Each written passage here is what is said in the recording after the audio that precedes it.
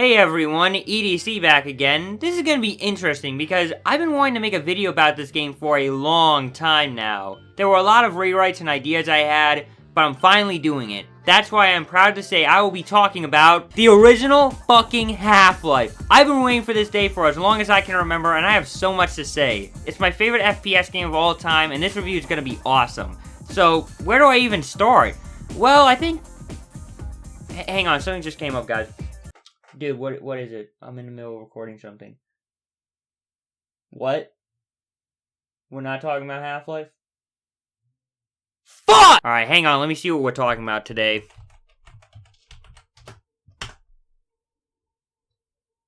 What the hell is SiN? Okay, I was under the impression that we were talking about something else today. I'm sorry if I misled the audience in any way, shape, or form. I also apologize for going on Twitter and YouTube and making posts about how my next video was going to be Half-Life, when in reality, that was a complete and utter fucking lie. So, SiN is one of those examples in FPS history of talking about bad timing. It came out in 1998, and do you know what else came out that year? Metal Gear Solid, StarCraft, Thief, Myth 2, Fallout 2, Sonic Adventure, and Gex.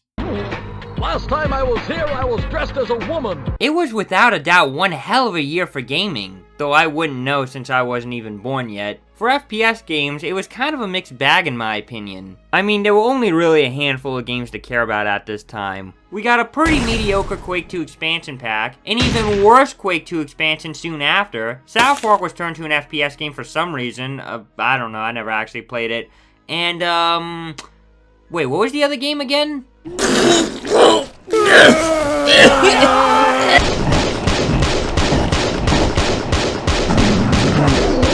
SiN had a lot of competition during its release and development. It was going up against big names like Duke Nukem Forever, Daikatana, and Unfucking Real. It's weird looking back on this because one of these wouldn't even come out until years later, with old builds of the game being leaked this year. Another was something, and one of them was a pretty damn solid game.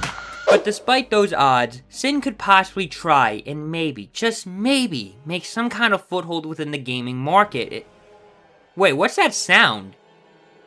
Oh shit, it's Half-Life.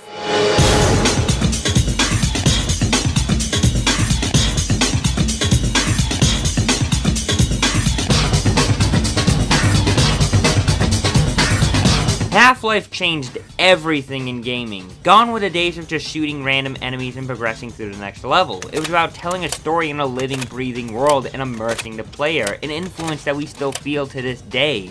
So for SiN to be released a week before Half-Life, a game that reawakened the FPS genre, was just an instant death sentence. Yeah, SiN, really tried to compete with Half-Life. That didn't really work out for you, did it? It also didn't help how SiN on release was filled with bugs and issues due to its rushed deadline to possibly beat Half-Life. These problems were fixed in updates on the internet and in the bundle SiN Gold, though the damage was already done, and it resulted in poor sales on the PC market. For many, that was the first and last impression they got from SiN. SiN is what I would consider to be one of the last boomer shooters, a time before Half-Life started the linear FPS. It was innovative, but yet stuck in the past and outdated as well. Over the years, it has gained a cult following and much more appreciation from people. So much so that they hinted at Realms Deep that Iron Fury and SiN now possibly take place in the same universe, much like how Half-Life and Portal's universes are connected. Which is actually one of the reasons why I decided to finally get around to making a video about this game. You think that arm makes you look cool or something? I also was able to snatch a big box copy of SiN somehow off of eBay, and thought it was perfect timing to talk about that as well. Plus, not only that, Night Dive Studios is doing a remaster of SiN called SiN Reloaded, and it looks awesome! I'm still waiting on more news for it, though. That was like 2 years ago. Actually, it's kinda sad that I have more hope for SiN, a random game from the 90s, than I do for Half-Life right now. Man, how the tables have turned. Our story begins in 1996 with a brand new company based in Dallas, Texas, formed by a couple of former 3D Realm staff and veterans within the FPS genre. This company was named Hypnotic Software. You guys look surprised. What, did you think I was talking about someone else? They got their start in the industry with making Quake Scourge of Armageddon, a well-received and pretty damn good expansion pack for the original Quake. Then a couple of lawsuits happened for Hypnotic, from their name to also members on the team who worked on Duke Nukem 3D. Though that last part was mostly false, and 3D Realms confirmed that only 3 of the staff actually had an influence over the game. Who made most of these accusations? Well, of course, the publisher, Activision. Thanks, Activision. Hypnotic's name looks similar to another game company called Hypnotix. Okay, I can see why they need to change their name now. So to avoid this drama, the company renamed itself to Ritual Entertainment. Okay, there we go, a name I'm familiar with. Known for making expansion packs and notable FPS games, Ritual Entertainment were without a doubt underrated devs and were clearly talented. Their next commercial game after Scourge of Armageddon would be a new and original IP called SiN, which would be switched over from Quake 1 to the more advanced Quake 2 engine. I can say with confidence that this game is better than Quake 2. SiN's lore, if you want to call it that, starts in the year 2027, which... man, that really doesn't seem futuristic anymore, does it? Crime in America has gotten so out of control that Congress passed a bill that gave corporations more libertarian freedom to form their own military and security force. To my Reformed Orthodox Rabbi Bill Clinton. 10 years later, in 2037, the police force is now a self-funded SEP force called Hardcorp. They lead the peace on the streets and make Freeport City a safe place. That's pretty much it for SiN's story and all the important background info needed. Alright, come on, it only makes sense that I put this down as my name. The version I'm playing on is SiN Gold on Steam, re-released by Night Dive Studios. Since this is an old game, the modern resolutions make everything in the game zoomed out, like the main menu and the HUD. It's not too much of a problem, it's still playable, that's kinda just the price of playing older games with modern specs. There are a lot of graphical and game issues, but I will mention them throughout the video. Alright, before we actually start the game, there's a training mode, but I'm kind of hesitant on calling it a training mode because you don't get trained on anything. It's more of just the option to mess around and get a feel for SiN. There is no announcer or person to instruct you. You just wander around Hardcorp HQ to do challenges and set up arenas. Most of these challenges kind of suck because they are either too janky or complete BS. Hit. Miss.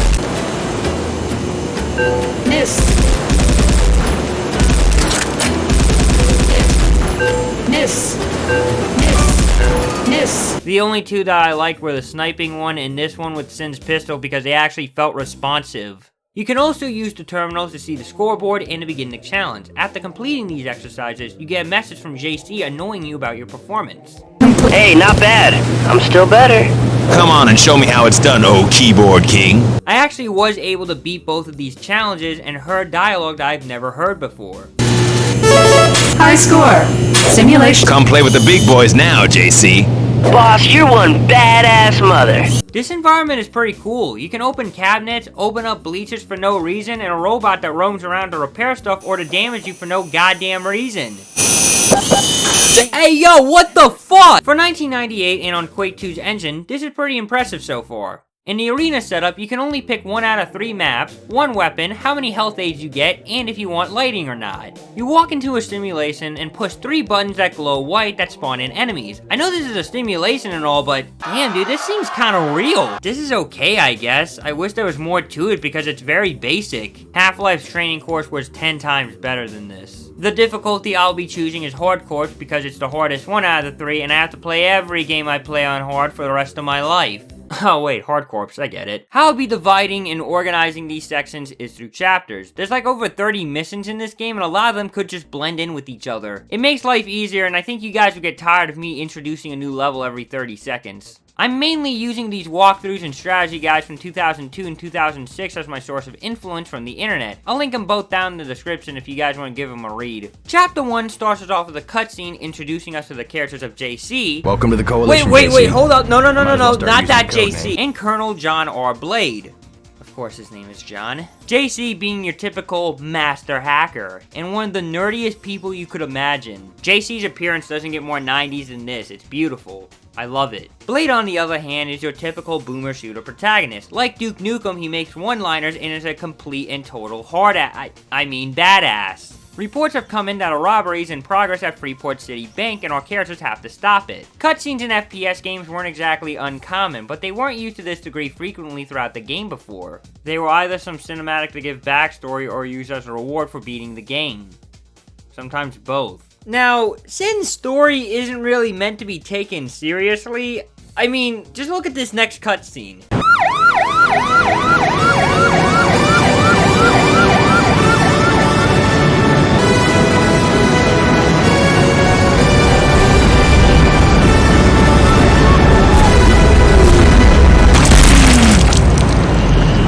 Hey, that was a good shot. That's nothing compared with last week. I shot this cop in the head. He never even saw it coming. Hey, what's that sound? Surprise!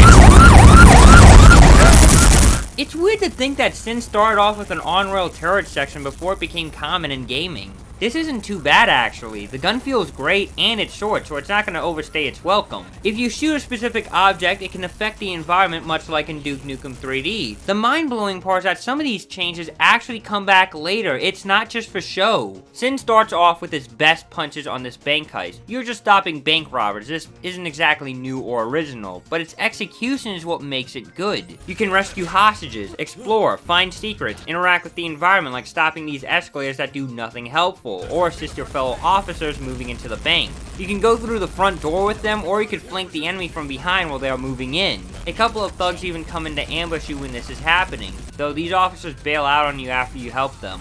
Alpha team needs backup. We're headed over there now to help them out. Keep going, Blade. On top of all of that, this awesome track is playing in the background.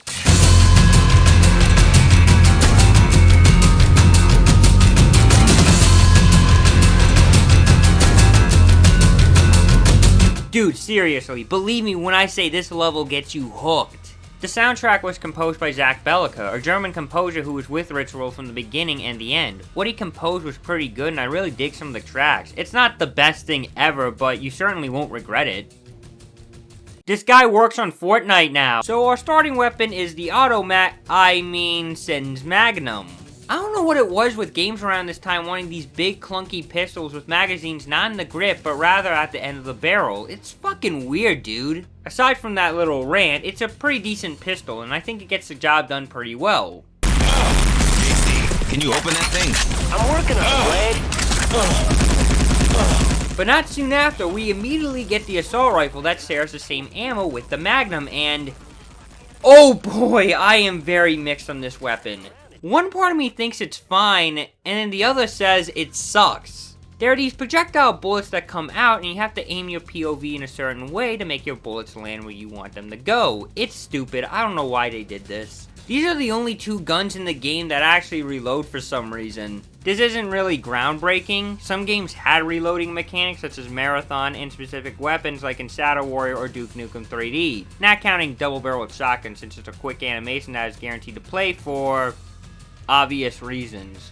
The differences between SiN and those games is that you can reload whenever you want. At least I'm aware of before 1998. In other games, you had to empty your whole magazine to see the reload animation. But now, it's never been more simple with the click of the...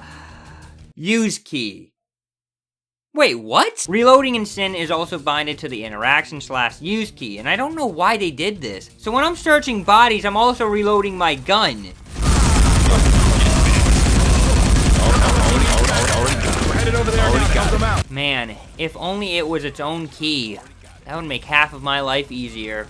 One thing that is really cool about SiN is the armor and health system. Instead of having a normal number counter for your armor and health like in every other game around the time, each body limb has its own stats. This is the same for enemies, meaning where you shoot matters. Headshots are what you want to go for in the game since it's a quicker death. Also, why they put the ammo counter on the left and health on the right, I have no idea. I have to rewire my brain because of this. I don't know why SiN swaps up norms from FPS games like this. It's annoying at first, but you do kinda get used to it. We need the vault combo. Damn. It's in here somewhere. See if you can find it. Damn. No clue if this is what I was supposed to do or not, but it works, I guess. There are these terminals throughout the game where you can turn security alarms off, view robots, open doors, or access bank accounts. I don't know why they added this part in the game. For my current objective, I'm just looking for a vault combination, and from what I know, every new game, this code is randomly generated. For 1998 and on Quake 2's engine, that's kind of impressive. We get the shotgun here, and it's pretty alright. It's a pump action that usually kills enemies in 2 shots, and Blade never needs to reload it. But when it gives an enemy in 1 shell, it's fucking awesome.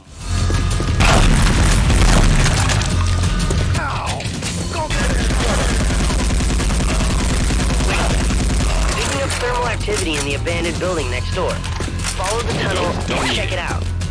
Roger that, JC. I'm going in. Blade, wait for some backup. No time to wait. I'm going in. We make our way out of the bank on this chase for Mancini that leads us to apartments and buildings trying to catch him. Oh yeah, similar to games of its time, you can kill anyone with no repercussions. The only thing you do get is JC yelling at you. Wait, what are you doing, man? Those are friendlies. Sometimes I find stuff on these guys, so technically the game rewards you for killing innocent people. But it's whatever, man, that's just the cop life. I don't know why first-person shooters do this, where they make a rat enemy and it takes 1 HP from you. I don't like it in FPS or really any game for that matter. I'm in the heat of combat and the game just decides to take 1 HP from me for no reason. Like, it's a rat. This is fucking lame. Now there's also a really awkward platforming section in this abandoned building. Blade, watch your steps. JC, why don't you come out here and show me how it's done? Look at this. We have to jump onto these small bricks sticking out of the wall so we can jump onto a ladder. Speaking of ladders, I just want to remind you folks that people think Half-Life 1's ladders were bad.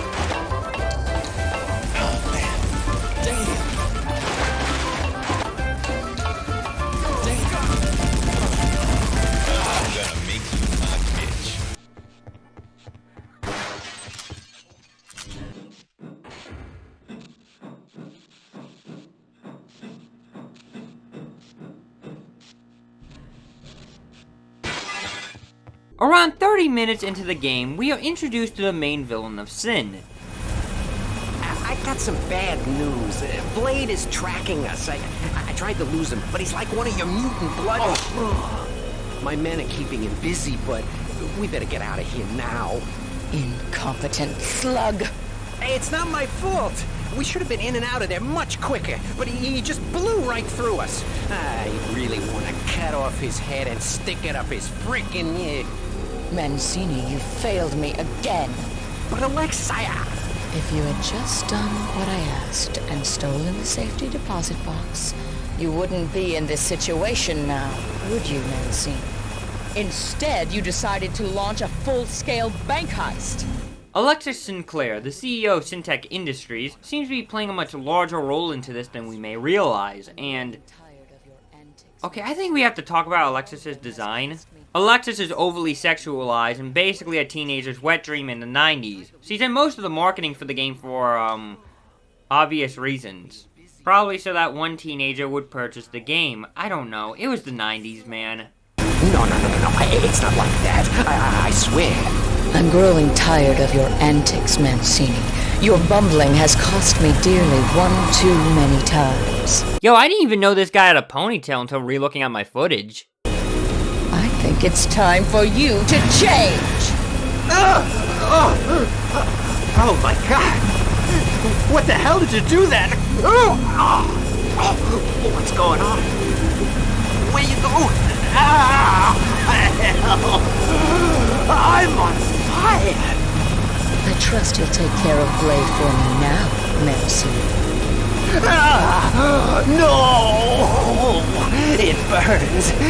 I gotta get away. Despite us seeing Mancini getting fucking injected by Elexis, he is still able to jump across rooftops and outrun us. Maybe it's what Elexis injected him with. Holy shit. We go to this construction site and fight Sintek workers. They just run at you in melee. Nothing to really see here. You can get some information from this worker, and it's completely optional to do this. He gives us blueprints for Sintek's chemical plant and... well, actually, I don't even know what it does. Not even this guy could help me out. Why shouldn't I ventilate you? Hey, if you let me live, I'll give you some important information. I'm not sure that's how you hold a gun. Whatever gun you are holding, Blade has it in the cutscene, which is a pretty neat detail for 1998. Max Payne 3 would do this better, though. God damn it! Oh god, seeing Blade's eyes makes him look dead inside. I want to unsee this. There's this part where we have to get through this locked door. Pretty simple, right? Just get this key and walk through. But that is not the only way. You can control this crane and destroy the path for yourself. This ladder leads nowhere though. There aren't even supplies up here. Ritual Entertainment probably just wanted to show off what they could do with id Tech 2. So SiN tries its hand at pacing by having this puzzle you have to solve. I was stuck on it the first time I played, but all you do is shoot this, which falls on the valve and floods the area. Now, this is just my speculation, but I think Ritual was shitting on a specific company here. But who knows, maybe I'm looking too much into it. Damn, this valve is stuck. Creating your own swimming pool, Blade? Oh yeah, there's driving in this game, which is almost crazy to think about. Well, I mean, is it any good?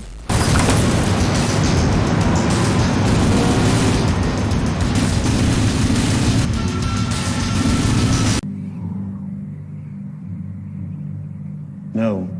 It reminds me more of Shadow Warrior's clunky and janky physics. The movement is stiff, everything I touch explodes into a million pieces, and moves in only one direction at a time. It's cool SiN did this in 1998, but it just wasn't the right moment. Like, look at this enemy placement. Shouldn't they be on the road, not in the corner of the sidewalk? You can even still fire your gun while you're driving, which, I don't know if that was intended or not. The vein! Internet porno. Oh, that doesn't look good. Now we are in a subway where we had this little cat and mouse encounter with mutated Mancini. Holy shit, JC. How the hell is that thing? Good question. Why don't you go find out? This subway kind of reminds me of Deus Ex's subway, actually. You also gotta love the quality of these high-res posters, man. These arenas are very tight, and Mancini takes a ton of health from you in one hit. It feels cheap, and we have to fight him like 4 times throughout this section. The worst one is when we ride a train, and there isn't even enough room to strafe. Close quarters fighting with this maniac is not a good thing. See, even JC agrees with me.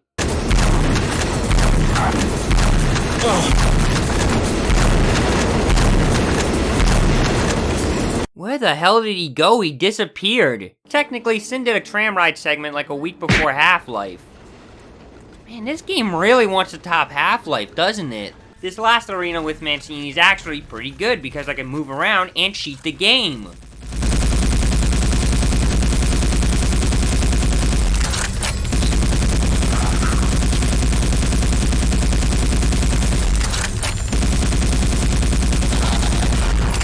So, Blade, what do you think this thing is? Not sure, Atkins. Mancini must have hired one of those vanity users as a bodyguard. Yo, Daddy-o. Oh, that thing sure belonged in a freak show. Now we just gotta figure out which one. Ask Hadwin and Mueller to check out his ovaries. Mueller, Hadwin, check his ovaries. What? Sir, you say something? Oh. I'm kicking your ass later, JC. You do realize that, right? Oh man, ovaries. I got that on audio too. God damn it, JC. You got it. Whatever caused this to happen was not vanity. All the chemical signatures are wrong. Now what it appears to be is, drum roll please, U4. What the fuck is U4? Okay, U4 is actually just a highly addictive drug that turns people into mutants. That's kind of it, actually. The same U4 that's on the streets? Well, sort of. This stuff was 100% pure. I broke it down and found a compound hidden within the designer chemical. Only one place makes it, according to the info I found on the hyperweb. What and who? The compound is called diphorcinide. The manufacturer is... are you ready for this? Sintek. Who would have thought a babe like Elexis would be behind all this? Dude, holy crap, who saw that coming? And that's not all. What? That thing you killed Yeah? was Mancini. No way! I've got to get down to Sintek Chemical and check this out. Man, with those pretty decent and at times solid levels, who knows what will be next? Chapter 2 starts us off with a stealth level into Sintek. Yeah, this sucks. I've seen a lot of people act as if this is the worst part of the game, and...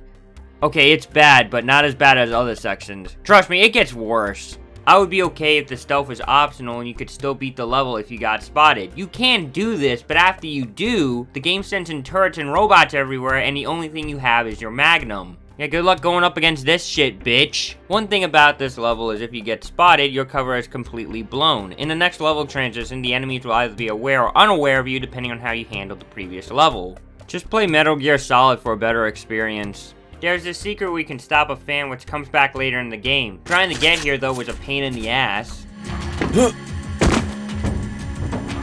There are also suppressors that you can get from this one specific guy that you can put on your Magnum and assault rifle. In fact, it turns your assault rifle into a hit scanner now, so all my complaints are gone. It's just fine. You can find an orange jumpsuit in this locker room that you can use as a disguise, which is kinda cool. Oh yeah, and everyone is named Jimmy. Jimmy, go for help!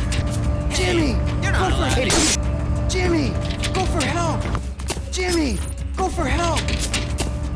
Jimmy, go for help! This is supposed to be a stealth mission. Jimmy, go for help! Jimmy, go for help! Jimmy, what are you doing here?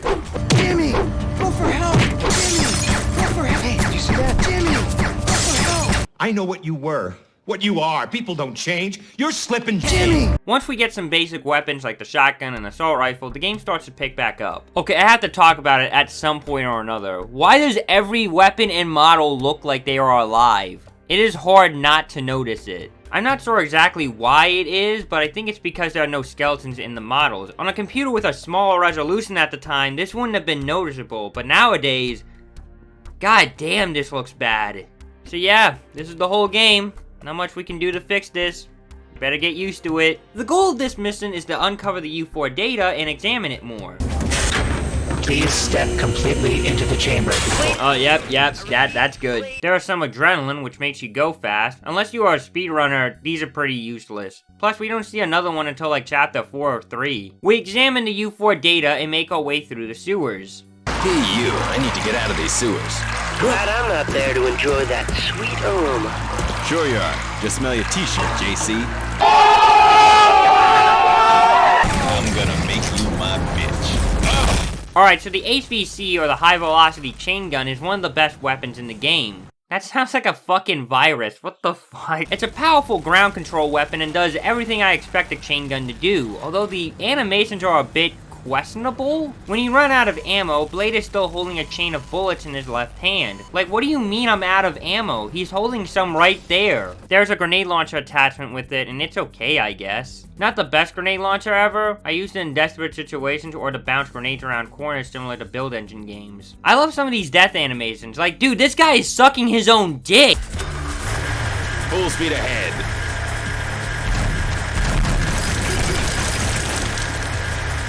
Damn, that was kind of lame. Woohoo! John Blaze, king of the road. Just what I always wanted to be, a trucker.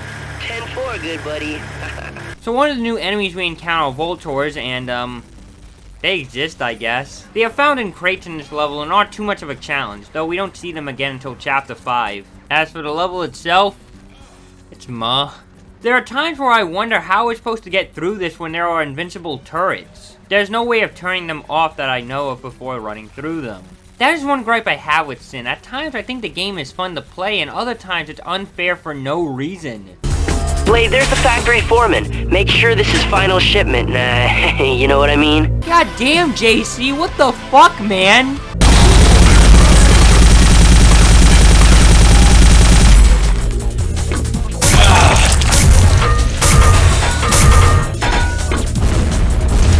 You grab this orange keycard from this foreman that took me longer than I care to admit. In the next arena, there were still turrets everywhere, but I was able to find a terminal to turn them off, so bonus points for that. Thank God. Punching boxes can save your life. You can find medkits or ammo throughout them. Sometimes you find nothing, or better yet, a box filled with fucking rats. I forgot to mention how you can use your fists in this game.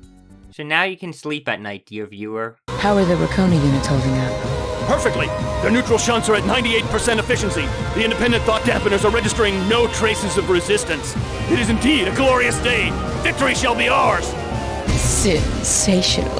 I fucking hate this game. It's kind of funny looking at Elexis and the ads for SiN since he looks like Michael Jackson, and then you go in game and...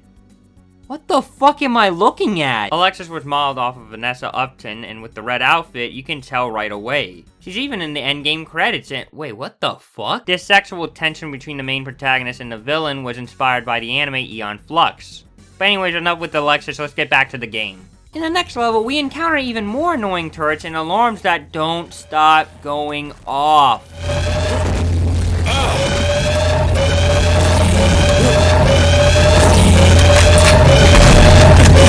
These grunts locked me up and trapped me with 2 spider robots, which was surprisingly easier than I thought it would be. The next room is harder since the game just wants me to die by placing turrets and enemies everywhere. The turrets are seriously one of the worst parts of this game. There's this one part where you have to stealth past turrets. I don't know if this is what I was supposed to do or if I bugged the game because as soon as you stand up, they all start gang raping you. I forgot to mention how these guys are called Captain Grunts, or sometimes referred to as Super Grunts. They carry around the chain gun along with the grenade launcher that comes with it. The worst part about these guys is that you can't stun them and they take away a good chunk of your health. We get the spider mines and wow, these things suck. It's a remote detonated mine that you can stick on walls and even has a camera on it. What's the point of the camera? Honestly, it's never helped me once. I don't know why it's in the game. The spider mines don't feel reliable and are more like a last resort weapon. I do like how they continue to slide when you throw them, but other than that, not very good grenades. The next level here is insane. The enemy respawn is almost comical, with another enemy taking its place after you killed one and turned around.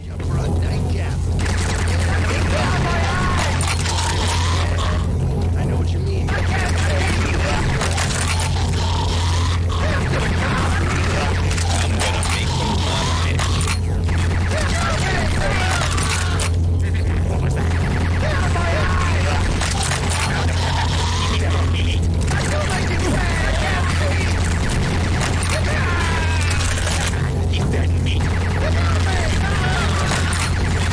You can even see them spawn in if you're fast enough. You can go in this uplink terminal so that JC can give Sintek a master hacker virus. Then we see an enemy foreshadowed in the production phase and how they are manufactured. This is like Raven Software's game, Quake 4. That joke was terrible. Alright, I'm cutting that part out of the video. Hello, Blade. Welcome to my little kitchen of horrors. I've cooked up something very special, just for you. You don't look like much of a cook. You'll have lots of time to learn, though, in prison. Oh, don't count on it. Such an unrefined lout. As usual, you're not seeing the angels in the architecture, Blade. Yeah. Angels, whatever. You can see them in prison, too. Well, I know you're going to love this little dish. I call it repas de la mort. I got a little dish for you, too, sweet cakes. I call it 225 pounds of kick-ass coming your way. Bon appetit, Blade. We fight 2 of these things after Elexis releases them. This reveal, graphically speaking, looks beautiful with some great lighting. Whoa, monkey robots. Cool, the virus must be working. Looks like their silicon brains have been deep fried and served to go. Good work, JC. Or I guess we're not fighting them. Or not! Look out! Oh, nope, they're not on our side. Thanks, JC. I don't even know why they added that part in the game. Was it to get a good look at them, or what? Okay, so I have some decent ammo, health, armor, and I'm in this really tight arena where there is no cover.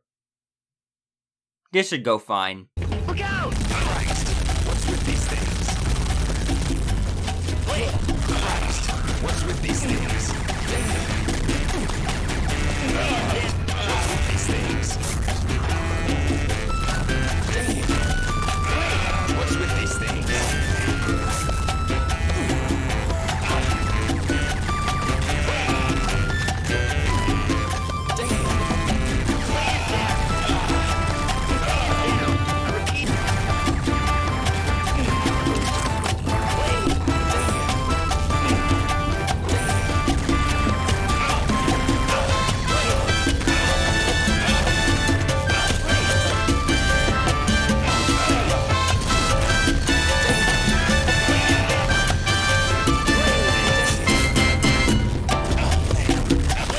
Okay, cry about it, call me a cheater, I'm turning on God mode. This is fucking bullshit. Reconners sometimes die and come back from the dead. Oh yeah, and on top of that, they are hit scanners, which are a pain in the ass.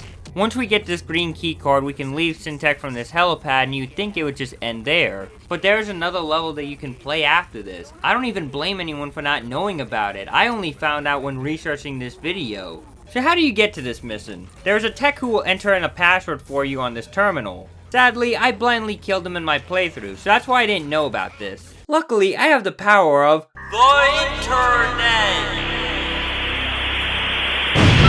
And looked up a YouTube walkthrough. The password is ash_housewares, and like that, we can move on to the next level.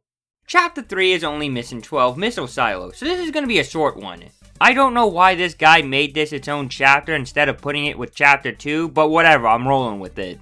It starts out with Blade flying in a helicopter in the desert talking to JC. Hardcore forces are busier in Freeport than to assist Blade with this task. Yeah, I guess there are more important things than Elexis Sinclaire stealing fucking nukes. Visually, this map isn't really interesting. It's pretty basic on a graphical and geometry level. However, in the fun department, it's great. There's a helicopter that helps you for a brief moment before falling right out of the sky. Dude, we're falling right out of the sky! We gotta drop the load! And we have this little King of the Hill like scenario. What are we playing at? Hey, I said it first! This is where we get an early rocket launcher, and it is a beast. It sounds and feels amazing.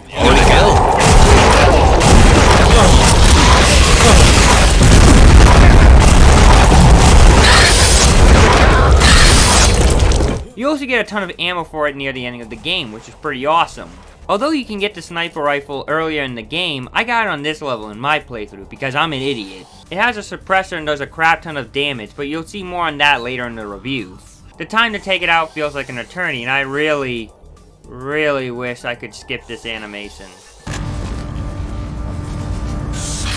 Hurry the fuck up! This American flag in the desert environment reminds me of a specific game. Wait a minute, wait, hang on.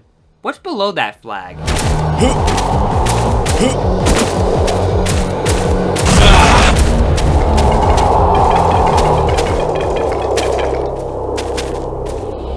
Black Mesa Research Facility. It's just a straight up Black Mesa Easter egg. They even try being clever about it. Wow, it's literally just Black Mesa from Half-Life. We save these Marine hostages and have to stop these missiles from being stolen.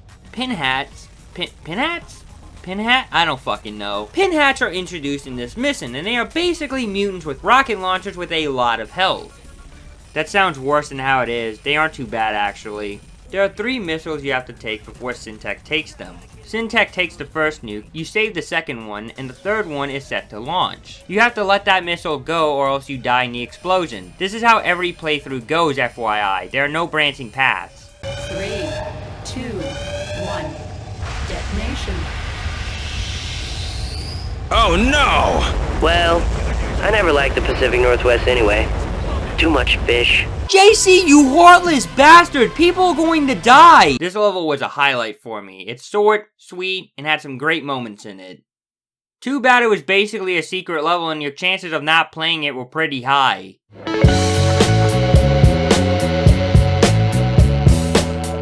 Before we start the next chapter, I think it is time for our SiN Intermission.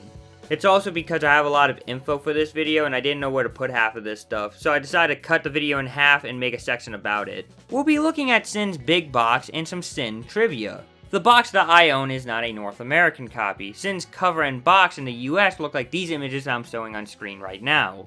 I own the European version where Elexis is holding a gun that isn't even from the game, or maybe it's the assault rifle, I can't really tell. I got mine off of eBay for about £52 and 59 pence. Sorry if I offend any British viewers, I still don't know my British currency. Which in US dollars I paid for about 66 bucks. It's not in the best of conditions, but it is better than nothing, especially since big box copies of SiN are ridiculously high in price, so I think I can say that I was lucky in this amazing deal. Since it is from the UK, I don't have to worry about it being in a different language, thank God. Over my history of collecting games, I've noticed that European big boxes seem to be more smaller than North American big boxes. I'm not really sure why that was, but it is noticeable. Probably because they took up way too much room for you to put on your shelf. But besides that, does the game actually work?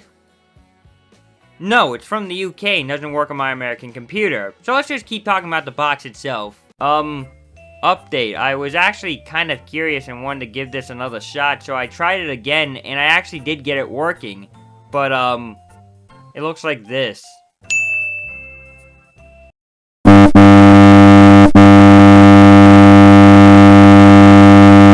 Meh, whatever. Back to the box.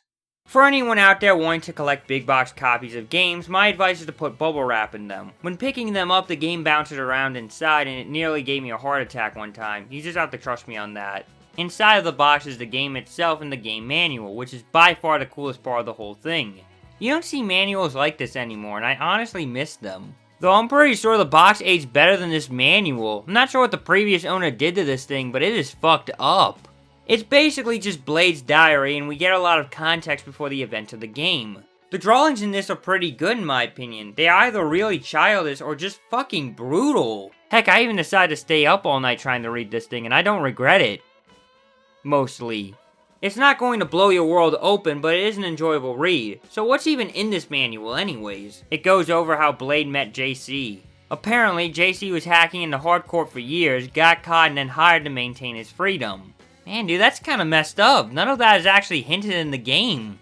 Meaning he does this job, or he goes to jail for life. Also, I'm unsure what JC is doing in this image. Is he licking the fucking camera? The manual doesn't say what JC's name is. Personally, I like to think it stands for Jesus Christ. That's right. I believe this man might be the second coming of Christ himself, a man of great wisdom and knowledge, his commitment for justice so that we can all leave behind our sins. Boss, you're one badass mother. I haven't found anything on the internet, but I just know that it's true and that I'm not crazy! Okay, in all seriousness, JC's name is actually a reference to John Cormack. Oh, that actually makes a lot more sense. Who is in fact Jesus Christ. There are even some newspaper articles and notes in this, though I can't read all of it since most of them get cut off. That is what I like about SiN's aesthetic. Well, in promotional material anyways. So much information being relayed to you that you can't fully grasp it all. The reason I brought this up is because Sintek bought fucking Ethiopia for $28 million. I didn't even know they could do that, especially at a low price like $28 million. I don't know what inflation will be like in 2037 or in the SiN world, but I tried calculating how much $28 million was back in 1998, just so I could try to get an idea of where the developers were coming from. It came to around $50 to $51 million in today's money. But even then, this is a low price to buy a whole country. To use a real world example, when the US tried buying Greenland in the 1940s, we offered $1 million. In gold. In today's money, that is about $1.3 billion for an island. I don't know why I mentioned this, it just wouldn't happen in the real world. I don't care how powerful Sintek is, they can't just buy a whole country like that. I kinda wonder what it's like to live in Ethiopia now in this world. Does Sintek own the country itself, or is it like a piece of land? I don't know, I'm putting way too much thought into this. For Blade, there's a lot of background with him, about his mother's death and him being involved with the gang. It's also strange because none of this stuff is brought up in the game and only mentioned here, that I know of anyways. We have these dark and crazy backstories and the game is like, I'm gonna make you my bitch. When you do learn it, it's kind of surprising. Blade does seem popular, or at least well known in Freeport since there are posters and televised interviews with him.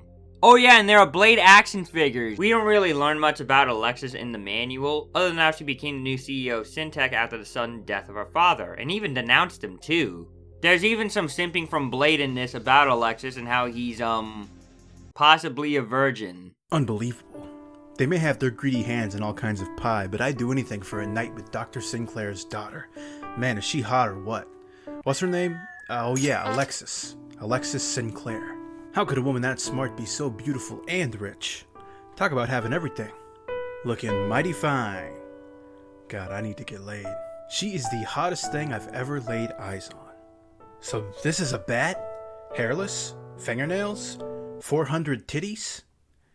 The fuck? What does that even mean? What context is that line used in? The fuck? After Blade's diaries, it becomes an in-universe hardcore training manual to then just a normal game manual, but this is mostly the former. Besides some of the odd choices, you can tell that Ritual Entertainment generally cared about what they were making. It made me appreciate the game more and intrigued about SiN's world. There's a difference between having and wanting to make a game. Because of that, I actually tried emailing most of the original SiN team to get some answers on development, or maybe I would get something interesting for the video to show off, who knows. Most of them didn't reply back. One of them did reply back, but that one reply is the only thing I got from them. He even suggested that I interview him, and hey dude, if you're watching this video right now, I'm still open to it. However, 2 former Ritual Entertainment employees actually did get back to me. One of them was Jim Doze, a programmer for SiN during its development, and has quite the resume. So here I am asking him about SiN. His answers to my questions are as follows. What were some of SiN's influences and inspirations? Lots of films, anime, and comic books. I loved Aeon Flux animated series at the time and loved the weird sexual tension between the 2 characters and thought it would be interesting to have a similar relationship between the hero and villain in a game. James Bond films were a big influence as well. GoldenEye and Tomorrow Never Dies had come out around the time we were conservating the game and inspired a lot of ideas for levels. Ghost in the Shell was also influential, and Hardcore was somewhat inspired by Sector 9.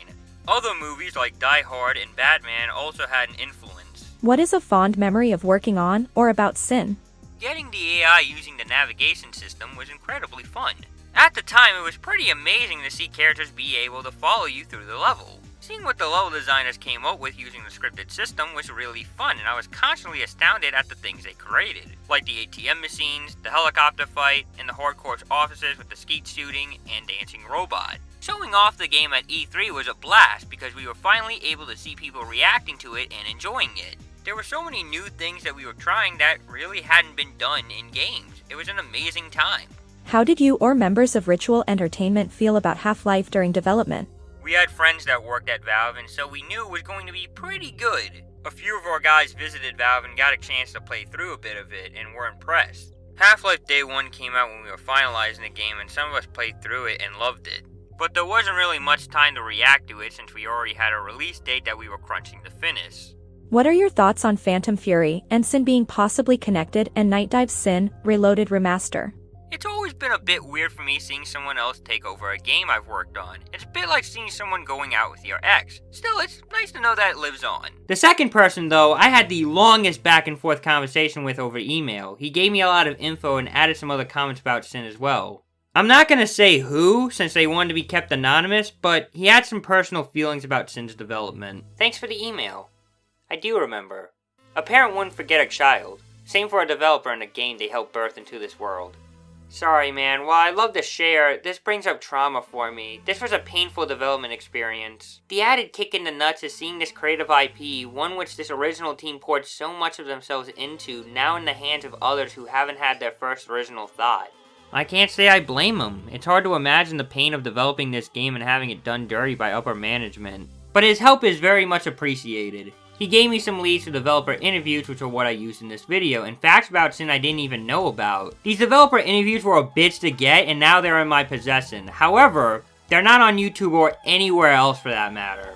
Not that I know of anyways. That's why I am proud to announce that I recently made a Dropbox that has this developer interview on it, so you can go down in the description and download it for yourself. You don't need to worry about getting my permission, giving me credit. You can just download it and do whatever you want with it. Maybe you want to watch it, upload it, or use it for a video. It doesn't really matter. I say, go for it. In his first attempt, he sent me a SiN playlist where he thought the interviews might be in. They weren't there, unfortunately, but I did find this instead. Bonjour et bienvenue à Level 1. Level 1 aujourd'hui un peu particulier. J'ai tenu à garder l'anonymat. This is by far the best information he gave me. I even decided to say fuck it and bought the official SiN strategy guide by Craig Wessel. I thought there might be something interesting or useful in this, and I was kind of right. There's some info and stats in here about the enemies and weapons that I would have never found on the web. In fact, a lot of the enemies that I mentioned in this review I pulled out of this guide, so it wasn't all that bad. There's even concept art during SiN's development, which is pretty cool. Or at least I'm assuming it's part of SiN's development. I mean, why else would it be in here? Oh my god, this intermission isn't ending. It just keeps going. Alright, how long has it been going on for? Fuck.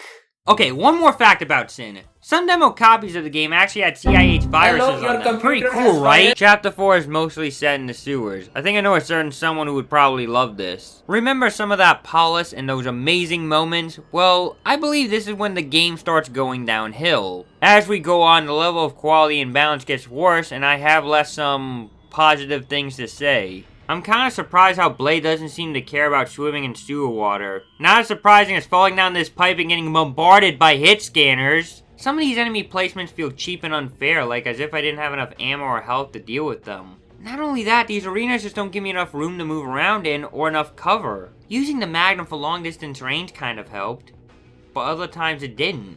My time with SiN was mainly just quick saving and quick loading for most of the game, and that would be yours too if you played on hardcore. At least fighting the grunts is still okay.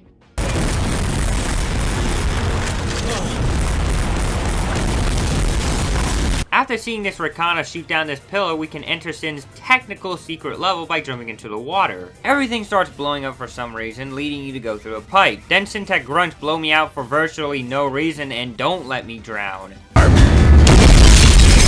Damn, another broken valve. These sewer levels are really fun. It's fast and you have to deal with several obstacles. Like this guy locking you in a pipe and filling it with water and having to close off that water. If you are quick enough, you can get this secret where there is a health kit and armor.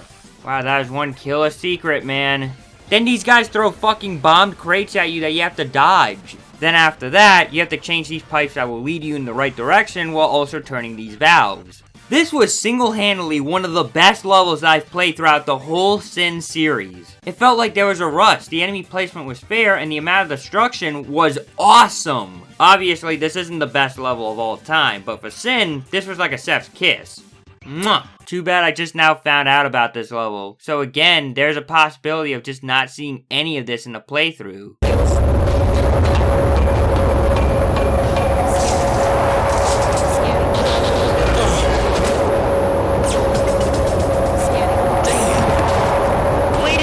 These are one of the worst enemies in the game. The snipers are so quiet there is no time to react or get any indication of where they are until it's too late.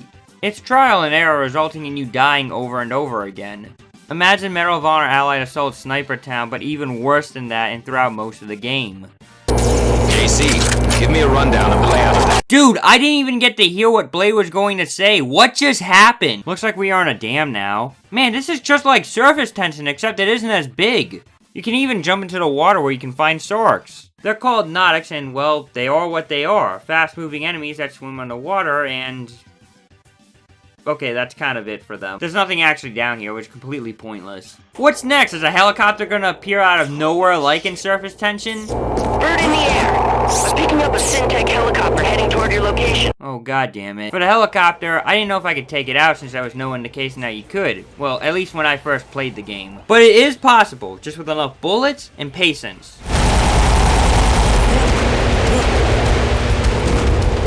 After grabbing this red keycard, enemies just spawn around the corner because the game hates you. This happens a lot in SiN, where enemies just teleport in out of nowhere. In the next level, you have to stop Sintek from pumping waste into Freeport's water system. You have to turn off these 3 pipes by turning these valves. Before you do that though, you have to turn off these pipes' machineries or else the whole place explodes. But wait! Before you turn off the machines, you have to do these extra steps on the computers that will give you the go-ahead or else they explode too. I also forgot to mention that you have to turn these valves at the sewer intake pumps or else, get this, the place explodes. That isn't as bad as it may sound. It's actually kind of easy. What isn't easy are the enemies here. I don't have any health or ammo, resulting in me having to barely squeeze through these fights or making the AI glitch out. Yeah, I spent more time in this level than I probably care to admit, but I had nothing to work with. You're going to be hearing that a lot throughout the rest of the video. Why are there so many valves in this chapter that you have to turn? Was Ritual trying to out-valve Valve or something before the release of Half-Life? I know Ross Scott mentioned that in his video, and it's, a bit of a stretch if you ask me personally. Or maybe it was intentional, who knows? There are too many to be coincidental. But as far as I'm concerned, it probably wasn't intentional. I know you guys are probably getting tired of me mentioning Half-Life over and over again in this video, but with SiN and all of its accomplishments, it really doesn't matter in the end because Half-Life came along and just did it better. It's almost impossible not to talk about Half-Life when discussing SiN. It's the game that brought it down. After the pipes, we have to fight this terrible boss fight in this poorly designed arena. There isn't much space to move around and the water makes you go slow. Eon and Peon aren't too special, just shoot at them till they are dead and hope they don't catch up with you. Eon is the small creature that is riding Peon on his back, if you were wondering where the name came from. He also shoots out green balls and has a strong melee attack. My advice is that you keep your distance from him. They were in some of the promotional material too, and their design is neat. Too bad this boss sucked. There's a branching path here if you don't turn the valves, and oh yeah, I forgot to mention that. During this boss fight, you have to fight this dude and turn these valves at the right time. So when you do beat the boss fight and turned all the valves, the game moves on to the next level. Whoop-de-doo. But if you don't turn the valves, the level isn't over. Since you failed the objective, you have to go back to that dam and go down this floor that you couldn't access before to stop Elexis from poisoning the water. It wasn't too bad for me. There was a sense of urgency while running through these hallways knowing there was a time limit. What's up with these secret type levels being awesome and most players probably not getting the chance to play them? If you fail, you have to start this over if you were wondering. Also, already got it. Already got it. We go to a Sintek oil rig where supposedly the stolen warhead is being stored while we watch a cinematic or two. Miss Sinclair, I hope our efforts will meet with your approval. We've been working day and night to fix any problems. There had better not be any problems. Things are moving right on schedule. Failure is not an option, Foreman. I am one step closer to building a better world. But like all great artisans, I am so misunderstood. Artists will always have their critics. There's just a little on-rail section where we have to snipe guards patrolling the area, and it's kind of fun. It's a little strange how these guys aren't getting worried about getting picked off one by one or seeing their buddies getting everything above their legs blown off. Even Blade is shocked by this gun and gets cut off mid-sentence. Holy shit! Die, you ugly son of a... The sniper rifle is so quiet I can't hear anything out of it, and it keeps zooming in and out. I hate the sensitivity of the sniper rifle once zoomed in. It's way too slow, and I feel like I'm itching my shots. Inside, the oil rig itself is kinda alright. Shotgunning grunts and workers is pretty fun, and the level design isn't too crazy. Though when I got to this part for the first time, I didn't know what to do. All you do is jump on these pipes and over this fence. In retrospect, I kinda understand why it confused me since I didn't really see that you could jump over it. Heck, even in this playthrough, I messed up on my first try. Hey, that is where this cutscene was. Elexis probably isn't that far away from us. Which leads us under the sea and losing JC in the process. I'm losing you! JC? JC, come in. Just my luck. I must be too far down. I'll see you topside, JC. Oh shit, man. You know stuff is about to get crazy. Since this is a swimming level, we get the worst harpoon gun of all time. What makes the spear gun so bad? Honestly, I don't even need to tell you about it. Just look at this gameplay.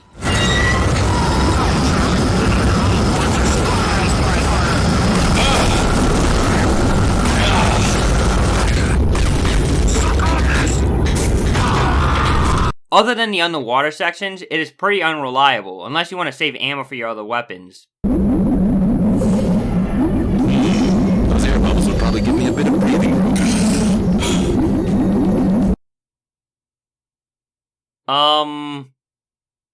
I'm no marine biologist, but, Blade, I don't think that's how oxygen works. After this sword session, we get scuba gear and don't have to worry about that bubble mechanic anymore. Man, how short-lived that was. These guys are just chilling in a room giving zero care in the world. Let me fix that.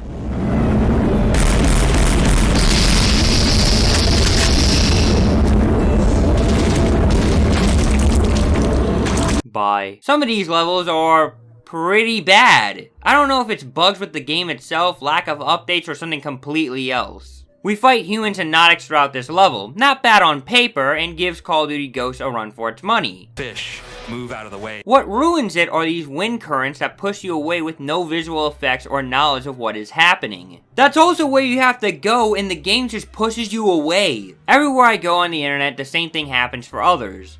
So basically, to get through this level is by forcing and pushing yourself in this direction until the next load transition. It's terrible. I feel like I'm trying to break the game. Not just that, but the underwater combat itself is pretty janky and not fun, mainly since you have to use the spear gun and I barely have any health. In this next cutscene, Elexis now looks like a bee. The winds of change shall blow you four to every corner of the globe. The presidents, popes, and generals of this world will grovel at our feet and beg for our mercy. I ask you, will their whimpering be heard? No how, no way, ma'am! I love obedient men. JC is back now, so what was even the point of losing contact with him if nothing happened? Then we deal with enemies and turrets that come out of nowhere. I died in this level. A lot. These turrets can be temporarily deactivated by going up to one of these terminals and giving them a 30-second cooldown. They are annoying, and I don't know who at Ritual thought this would be a good idea, but guys, this wasn't really good. I'm not sure with this secret, because in every playthrough and video I look at, whenever this worker panics, he blocks the entry, forcing me to kill him.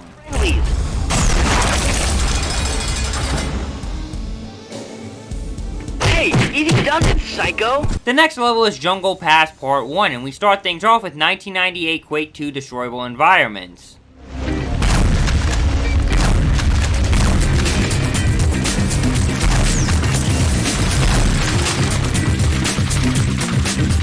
On top of that, we get this grooving track that comes out of nowhere.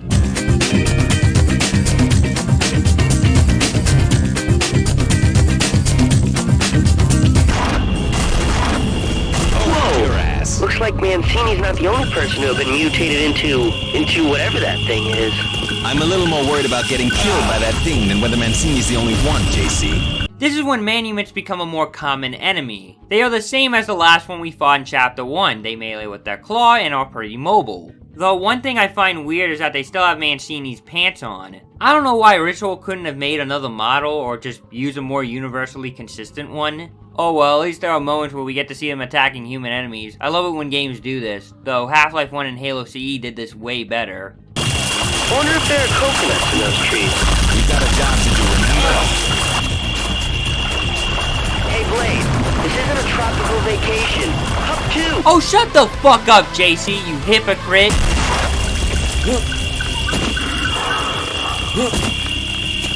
This seems to be the last piece for that weapon.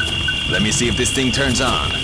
Whoa, rad, man. It looks like some kind of energy weapon. Time to make some Sintek toast. Where's my butter? Where is it? A weapon that you could have built by finding pieces scattered throughout the level is the pulse rifle, and you could have gotten this as early as Chapter 2, but I didn't do that because, I'm an idiot. This weapon shoots balls of energy that take the form of balls. It also has a huge blast radius and can hurt Blade if you are not careful enough. It also has an alt-fire mode called Laser Cannon, where it fires out a stream of energy and apparently doesn't do as much damage as a normal mode. Instead, it hurts enemies continuously. Jungle Pass Part 2 is one of the best highlights for me. There's so much happening in this level, like pushing down palm trees, these rocks that fall down Indiana Jones style, lava, and helicopters dropping troops right on top of me.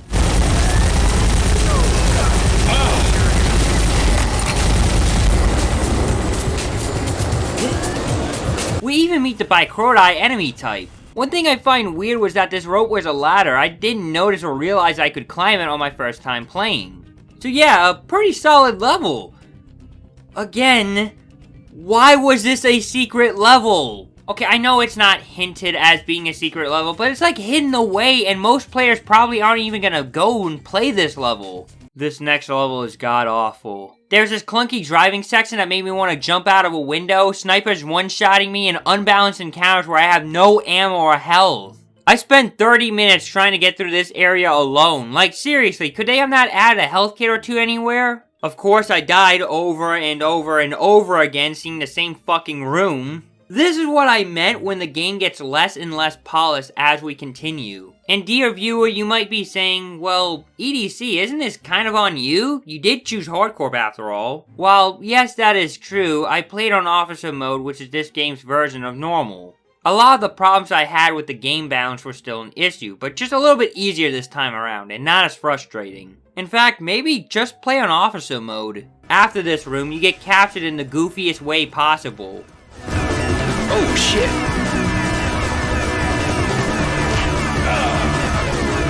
Yo, what the fuck was that, Blade? After everything we've been through, you just go down like a bitch. So you get captured by the bad guys and are not killed immediately.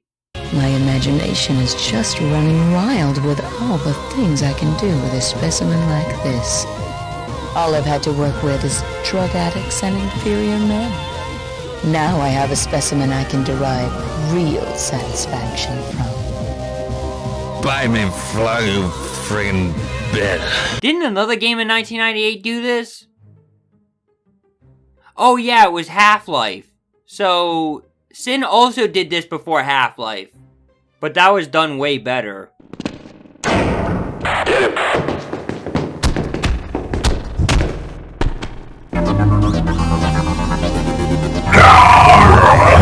Something's wrong. I feel different. What have you done to me? No! Yeah, that is right. Elexis turned us into a mutant and our only attack is clawing people. Now this sounds awesome on paper, and it kind of is, but this level is hang on, let me just show you it.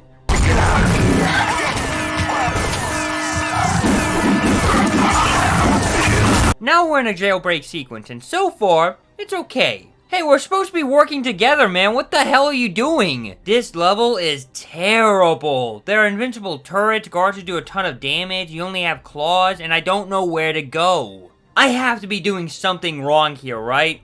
Hang on, let me just load back for a second. Oh, I figured it out. This isn't a jailbreak. You just have to do what the Sintek guards tell you. Man, seeing your cellmate break open the door, alarms going off, turrets shooting and enemies attacking, of course your instinct is to not kill anyone. How can I be so stupid? Like, duh! Seriously, why is it like this? Just have a guard open the door for you, or, better yet, make it an actual jailbreak. That would have been way cooler than, whatever's about to happen right now. Speaking of the guards, this is a new enemy called the Dark Captain. They have stun gun whips and are just melee enemies. You can tell where to go by the Dark Captain pointing at a pipe while he is facing in the opposite direction of me. What ruins this is how terrible the melee combat is and how your health depletes over time. After a while, I just said fuck it and ran through these levels so I wouldn't have to deal with the enemies. Yeah, there are 3 of them in total. Why didn't Blade just stand up for himself? I mean, that mutant did earlier. Well, it doesn't really matter since you cure yourself soon after.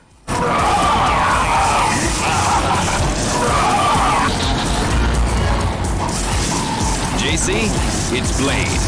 Hey, Blade, what happened? You decided to take a vacation? Yeah, a vacation. From being human. What? Never mind. I'll tell you later. Actually, when you die as a mutant in this section, the player model is still Blade, but in the multiplayer, they actually made it work, so I don't know why they couldn't get it working here.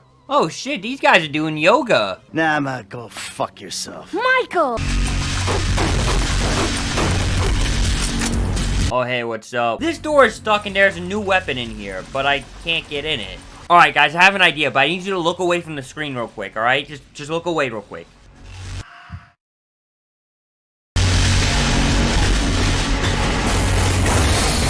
Okay, you guys can look back now. I was able to get through the door with no trouble. This is another Sintek experimental weapon, and it's alright, I guess. I never really used it since it was introduced near the ending of the game. It's a powerful energy-based weapon that shares ammo with the pulse rifle and shoots out fireball thingies. Not really sure, actually. You can even charge it up for more damage, but if you overdo it, the device is gonna explode and kill you.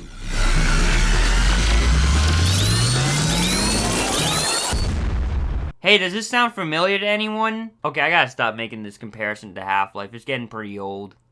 Easy, fella. What did they do to you? They gave me the devil juice. Devil juice! Into me in that room over there. Boy, I thought that dog was strong and there's evil. Hang in there, Chief. I'll get you out of here. I never actually did save this guy. I actually just kind of left him here. Damn. What have they done? Time to put them out of their misery, Blade. You know what to do. I'm pretty sure I just found the real villain of SiN. We mainly fight Dark Captains during this portion, and they aren't really interesting in my opinion. They just melee, and I have a gun, so I'm just gonna shoot them. They also feel bullet spongy, and I think they take a bit too long to kill. We leave that behind us to finally get to Sinclair's mansion. Oh, wait, hang on. Security in the mansion.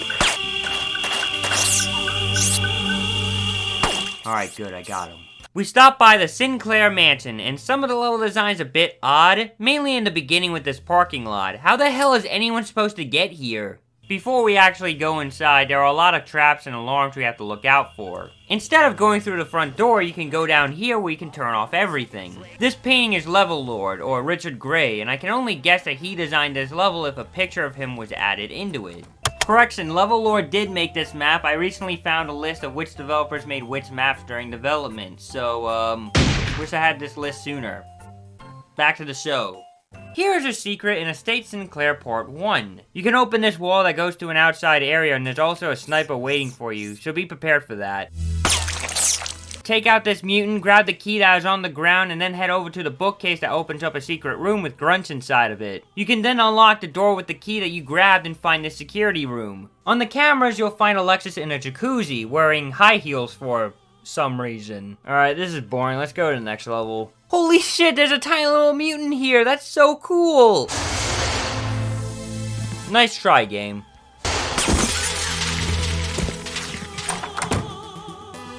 Wait, there are snipers everywhere in this level. Every new room you enter, you better be prepared to die and load back. If you're fast enough, you can see one of them spawning out of nowhere. That has got to hurt. The environment is actually kind of cool, from the small mutant to even having a TV and wine come out of the floor. In my opinion, I think it gives some much needed character and personality to Elexis. Also, Elexis is into some pretty weird stuff. I don't even think I can show this on YouTube. Mama warned me about women like you. I was hoping she was right. But the worst crime about this level is that the water from this sink is going up. Outrageous, 0 out of 10 game. How dare Ritual do this? We go into her underground secret elevator while she's giving a speech about ruling the world and mutating people. You know, just typical evil villain stuff. Ladies and gentlemen, I welcome you to the dawn of a new day for mankind. Today there will be a revolution, but so much more. Today there will be an evolution. Why the fuck is she wearing this outfit while giving her big speech? Oh yeah, and of course, there's no ammo or health kits anywhere in this level, so I died over and over and over again. The worst part is that this is the last level before the final fight, and it's like 4 dudes. This shouldn't have been hard at all, but it was for some reason. We get tricked by Elexis, which leads us to the final boss of the game. The game makes sure that we stock up on ammo and health, so that's how you know it's the final boss of the game. Here's the final boss, a giant mutant you have to fight called Thrall. Now this is somewhat common knowledge, but this mutant is actually Thrawn Sinclaire, or aka Alexis' father. I guess that's why he went missing and how Elexis denounced him. The game never actually hints or tells you this. I had to look it up afterwards to figure that out. Where I found this source and information from is in the SiN strategy guide. Nowhere else but there. Obviously, you can just go on Google and you will clearly see that it is Alexis' dad, but an actual official source that claims this is in this strategy guide. It's not even in the game manual. Yes, the enemy name is Thrall, and it's easy to put 2 and 2 together, but for a first-time playthrough, you're most likely not going to know this. The definition of Thrall, according to Merriam-Webster anyways, means an enslaved person who performs the duties of a servant. I don't know, I thought it was kind of a neat fact and just wanted to add it in the video. Thrall is too easy of a boss fight. Use your most powerful weapon, hide around a corner, and unload on him until he's dead. Die, you ugly son of a bitch! Holy shit! Our reward is a cinematic in 240p resolution. Whatever, it's still pretty cool.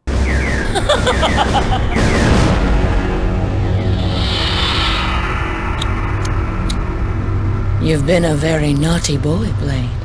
Bad enough to kill you, bitch. Oh, what should I do with you, Blade?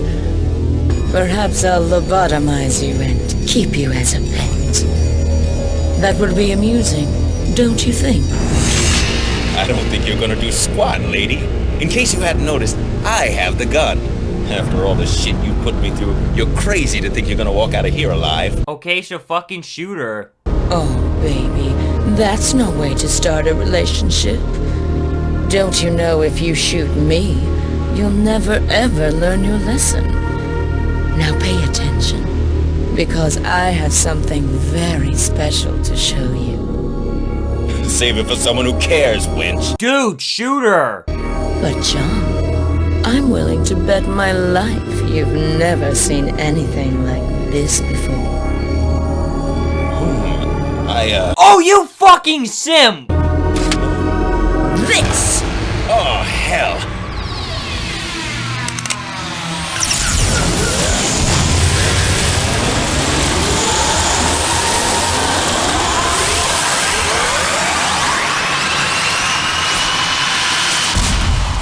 Whoa, what? Blade, you're a fucking idiot. JC, what happened? I can't quite tell, man. They're jamming my radar.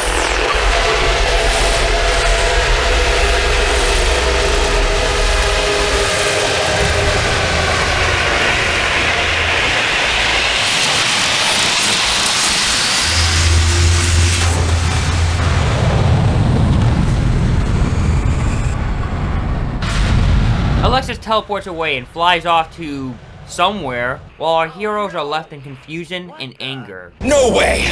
Your crazy bitch got away. I can't believe it. She got away. No! Alexis' fate is unknown, and it's a pretty good sequel hook. I wish we actually got a good sequel. All of the U4 has been seized, and Sintek's key employees are in custody. Alexis' body was not recovered from the island, and the evidence I found regarding Sintek's quantum destabilizing technology forces me to assume that Elexis Sinclaire, the self-proclaimed Mother Nature, has simply vanished without a trace. Damn, Blade wrote a pretty normal police report. In the manual, he wrote Alias down as dickhead. I know she's still alive, and when she resurfaces, I will be there. Colonel J.R. Blade. Hardcore. Hey, Knuckles! Get off that computer before you break it. That's a complicated piece of hardware for a caveman like yourself. Then after that, Blade kicks JC's ass and the game is over. Ah! Help! Somebody get the— SiN even had multiplayer, and it plays like Quake 2. You can rocket jump and the movement feels about the same. There's only 3 player models, Blade, Elexis, and JC. You guys couldn't have added more? There's like a ton of NPCs in this game. I wanted to play as that one dude that I shot in the fucking face. Well, at least I can make JC into Jared Leto Joker. Alley-oop! I have an idea. It's a very basic multiplayer. There's only deathmatch. Yes, that's the only game mode. 3 player models with a handful of skins and very bare-bone maps. They weren't really that interesting or even looked fun to play on. Some of them are from the campaign, some of them look like they belong in Quake 2, and others were standouts.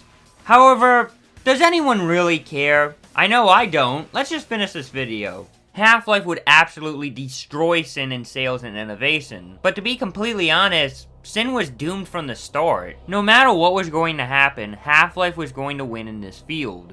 SiN may have done a lot of new things, but Half-Life came along and blew it out of the water. I'm sorry if I made it sound like as if Ritual Entertainment had a personal vendetta against Valve. They didn't, for the most part. Both companies liked each other. Valve played SiN and liked it. Ritual Entertainment played Half-Life and liked it. So why this competition between the two? Activision. It was Activision. So because of wanting to beat Half-Life, SiN suffered for it thanks to Activision. I like to think if Half-Life was delayed to 1999 and SiN was released as is, we probably would be talking more about SiN. Would we get a sequel?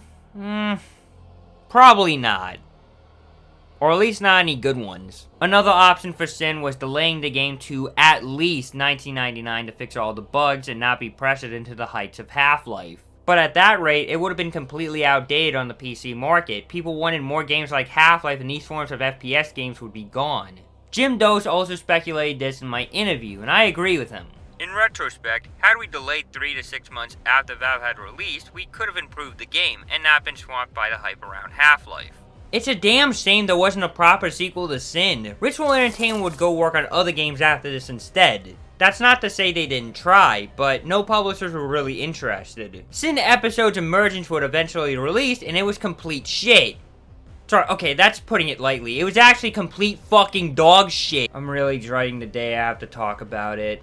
This game would kill Ritual Entertainment and lead them being bought by Mumbo Jumbo. They would have to make more casual games compared to the more mature content. Alright, so, what would these developers reduce to making now?